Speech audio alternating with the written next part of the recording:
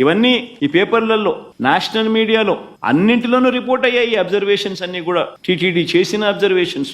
Economic times దగ్గర నుంచి, హిందూ దగ్గర నుంచి, బిజినెస్ స్టాండర్డ్ దగ్గర నుంచి, national TV channels NDTV, India today దగ్గర నుంచి, times of India, times now దగ్గర నుంచి ప్రతి ఛానల్లోనూ రిపోర్ట్ అయినవి అబ్జర్వేషన్స్. అయినా ఒకసారి మళ్ళీ గుర్తు చేయడం కోసం అని చెప్పి నేను మళ్ళా చెప్తా ఉన్నా, అసలు నెయ్యి వాడనే లేదని టీటీడీ స్వయంగా చెప్పారు కదా. అలాంటప్పుడు లడ్డూ ప్రసాదంలో జంతు కొవ్వు ఉందని ముఖ్యమంత్రి ఎలా చెబుతారు?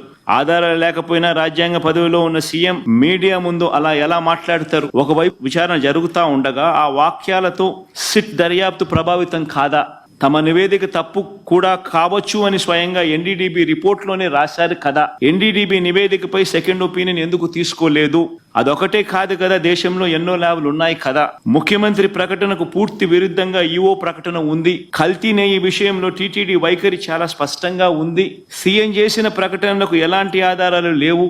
దర్యాప్తు ఆదేశించినప్పుడు పదాల గారడి ఎంత మాత్రం అవసరం లేదు.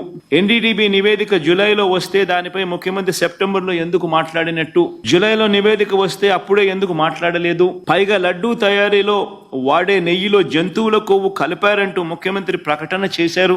అసలు ఆ ప్రకటన చేయడానికి ముఖ్యమంత్రి వద్ద ఉన్న ఆధారాలు ఏమిటి? ఆ లడ్డూను పరీక్ష కోసం సెకండ్ ఒపీనియన్ లో భాగంగా వేరే ల్యాబ్కు ఎందుకు పంపలేదు? మీడియాతో మాట్లాడడానికి ముందు లడ్డూలను పరీక్షించడం సరైందని సీఎం భావించలేదా? అసలు బహిరంగ ప్రకటన ఎందుకు చేయాలి? బాధ్యతాయుతమైన పదవిలో ఉన్నవారు అలాంటి ప్రకటనలు చేయొచ్చా? దానివల్ల సిట్ దర్యాప్తు ప్రభావితం కాదా? అది కోట్ల మంది ప్రజల మనోభావాలు దెబ్బతీస్తుందని తెలియదా?